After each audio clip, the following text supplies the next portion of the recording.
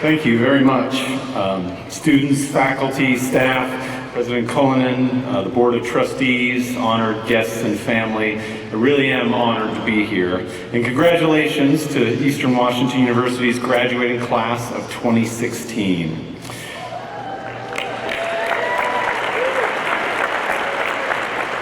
So you are the graduate and baccalaureate students in the colleges of social sciences and business and public administration. So let me see, that covers government, the economy, society. I guess if things go wrong in the next 30 years, we know exactly who to blame. No, I'm just kidding. I look out at you and I see an arena full of beautiful, cool geniuses. And I'm so envious of all you have to look forward to. And I don't mean the next 2 hours celebrating with your weird cousins at Red Lobster, or trying to convince your landlord to ignore that rancid smell behind the refrigerator and give your full deposit back. I'm envious of you because you're entering such a thrilling time in your lives, a time of the most glorious questions. I know you're probably hoping for some answers right about now. You've done nothing but answer questions for the last 3 or 4 years, quizzes and tests, and what classes will you take, and what's your major, and what's your thesis topic, and where did you park your car after that party? But let me tell you, after all this investigating and studying and pondering those big questions, you stand here today at the peak of your mental powers. You are intellectually buff. You have a cerebral six-pack, cerebellum guns. Today, you are the smartest, most inquisitive, most vibrant version of you that has ever been. And it's all because of those deep questions you've been asking and contemplating. And so I'm here to tell you, please keep going. Please keep reading and learning and being inquisitive. Don't settle into the swamp of I believe what I already believe. Continue to live in the question. Because now the real inquiry begins. Where will you live? Who will you meet? What will your career be? Will you fall in love? What will you believe? What great problems might you solve? What children might you teach? Who can you help? How soon do you have to start paying back these student loans? And really, where did you park your car? And who is this guy dressed like an extra in a Harry Potter movie asking me all this heavy stuff when I'm just trying to get to a grad party? Well, I can answer that one. I'm just a writer. You can quickly tell how accomplished your graduation speaker is by the various tassels and ropes and gewgaws hung around his neck. When I left home this morning, I almost grabbed a bungee cord and a string of sausages, just so I wouldn't look naked up here. Commencement speakers like me often get nostalgic and say things like, I was standing right where you are not so long ago. But I really was standing where you are not so long ago. I graduated from Eastern Washington University in 1987. And I wish you could see me in the mid-1980s, a naive kid from the Spokane Valley, first in my working class family to graduate college, first male to finish high school. When I arrived in Cheney with a B+ grade point average and a C- mullet, I had never been on an airplane. I had never been east of Montana. I thought Huey Lewis was alternative music. I thought spaghetti was ethnic food. I was so unsophisticated in my sophomore year at EWU when my girlfriend and I were unexpectedly expecting a baby, and I saw an Eastern Dad sweatshirt in the bookstore left over from Father's Day weekend. I thought, cool, they make sweatshirts for guys in my situation.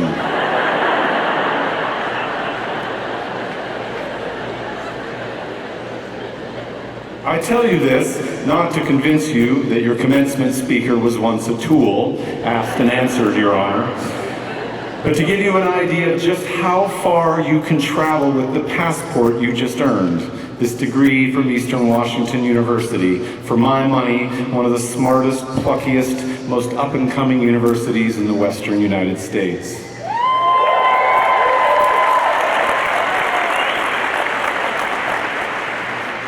If a hopeless, slacker teenage father like me could publish 8 books in 30 languages, be flown around the world to give readings and speeches, work in Hollywood, and occasionally put on a tuxedo to get an award in New York, well, trust me, you can go anywhere from here.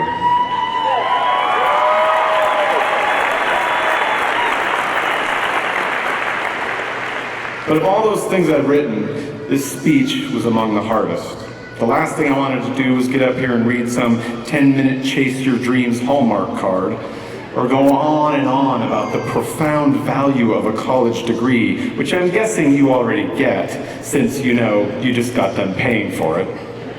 I mean, that would be like buying a car, driving it for 4 years, and then walking out to your garage to find your salesman saying, "Let me tell you why this Ford Focus would be such a great choice." And you saying, "Yeah, I know, I bought it from you 4 years ago, remember? You sold me the undercoating and the service contract." So I'm not going to tell you how smart you are to have gotten this degree. You know better than anyone the value of an Eastern degree, how you've done more than launch a career or find a trade, how what you've really done here is learned to learn, prepared yourself for a life of meaningful inquiry. So the car is all yours now. You bought it, you earned it. The only question, the biggest question of all, is where will you go? This is the question of our lives, the question that philosophers seek to answer, that baffles billionaires and ballerinas, poets, paupers, and presidents. Where will you go? I'm not necessarily talking about a place. I'm talking about where that muscular mind of yours goes next. I've written all my books right here in Spokane, but I've gone to amazing places, great philosophical and personal discoveries, intellectual and narrative inquiries into government responsibility, into race and terrorism, into fame and poverty, and most of all, a lifelong journey toward empathy.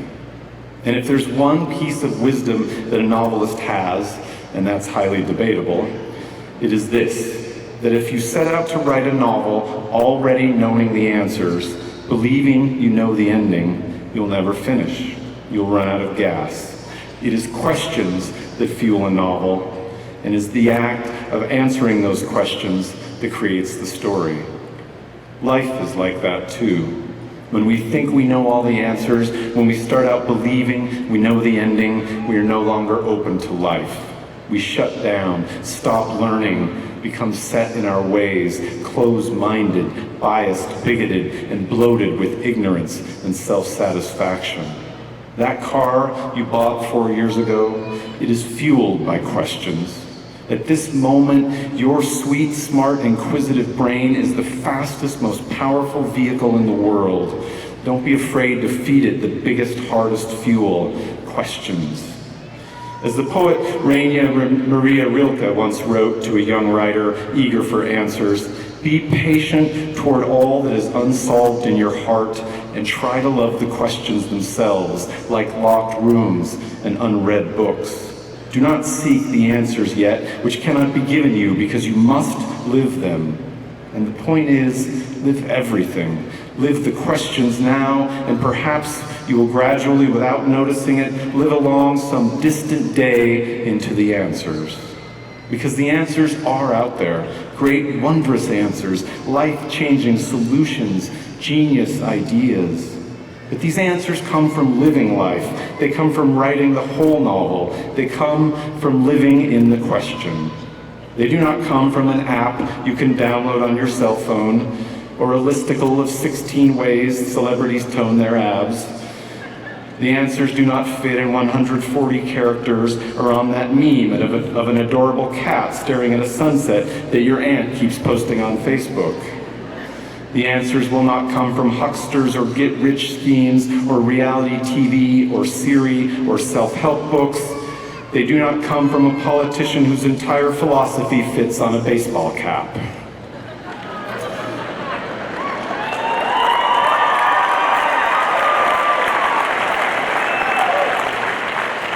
So where do these answers come from? You find them by continuing to feed questions into that big, rocked-out, muscle-bound, contemplative brain of yours.